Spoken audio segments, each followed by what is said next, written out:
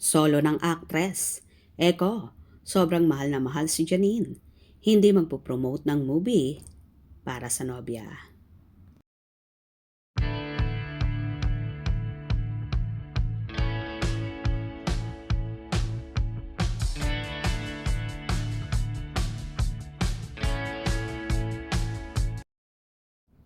Love is in the air talaga at mapapasana all ka na lang.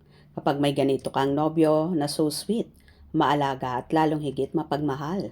Na tila nasa cloud 9 ang pakiramdam ng multi-awarded actress na si Janine Gutierrez. Dahil ganito nga katindi ang ipinapakitang pagmamahal ng nobyong si Jericho Rosales.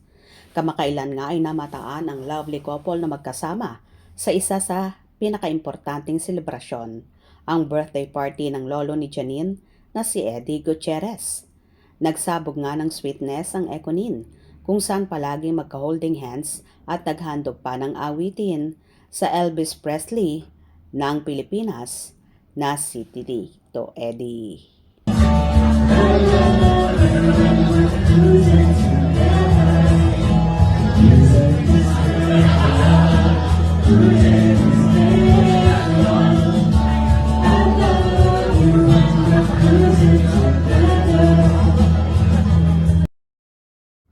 Samantala, natanong naman ang aktor ng Entertainment Press na dumalo sa nasabing selebrasyon kung ano daw ba ang plano nito ngayong darating na Valentine's Day.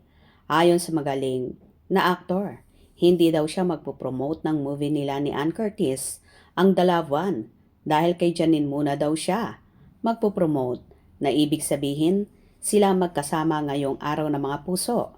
No time muna para makapag-promote si Eko at babawi daw dahil last year ay hindi sila magkasama ng nobya dahil may trabaho ito out of town.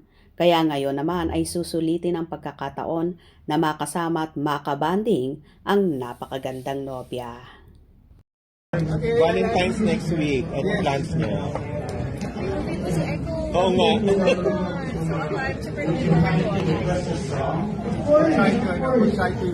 I'm trying to not promote it. Ladies and gentlemen, give it up. Bawal mag-promote. Kailangan mag-promote ako. Yeah. Thank you. May hanas naman ang kanilang supporters. Real couple. Sa kamay ako nakafocus. Ha ha ha ha. Nakakakilig. Super sweet ng Econin. Ang cute.